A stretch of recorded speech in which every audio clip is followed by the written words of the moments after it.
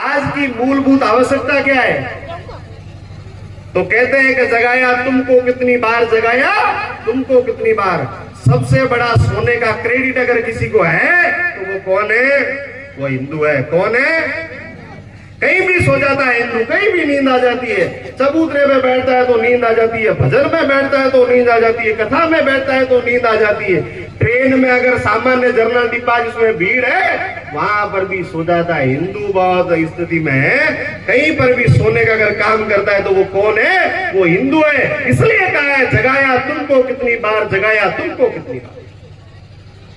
The Kerala story दिखाई लोगों ने, केरल में किस प्रकार का अत्याचार होता है।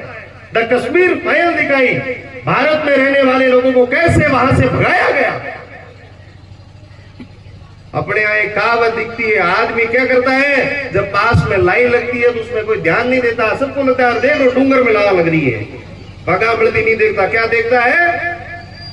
डूंगर में लाग लग रही है देखता है हिंदू।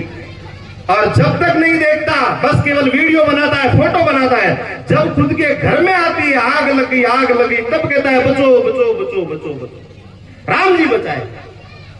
तो वास्तव में किसके लिए खड़ा होना पड़ेगा? हिंदू समाज की संस्कृति के लिए, भारत के लिए, राम के विचारों के लिए, हिंदुत्व के लिए हम लोगों को खड़ा होना पड़ेगा। आज ये आवश्यकता है।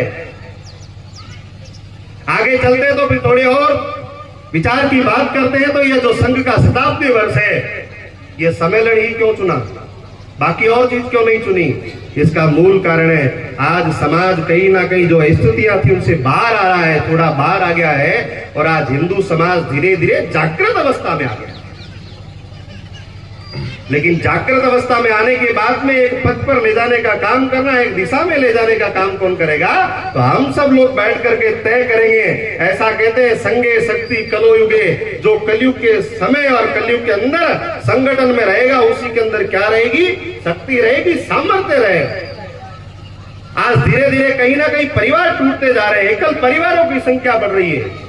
ये मेरा है, ये मेरा है, ये मेरा, ये भाव है। देश के लिए किसी का भाव नहीं है। इसलिए आज इस हिंदू सम्मेलन की आवश्यकता पड़ी है। बांग्लादेश में अत्याचार हो रहा है, व्यक्ति कहेगा हमारे यहां नहीं हो रहा है। कहां हो रहा है? बांग्लादेश में हो रहा है, हमारे यहां नहीं हो रहा है। इसलिए हम क्या है?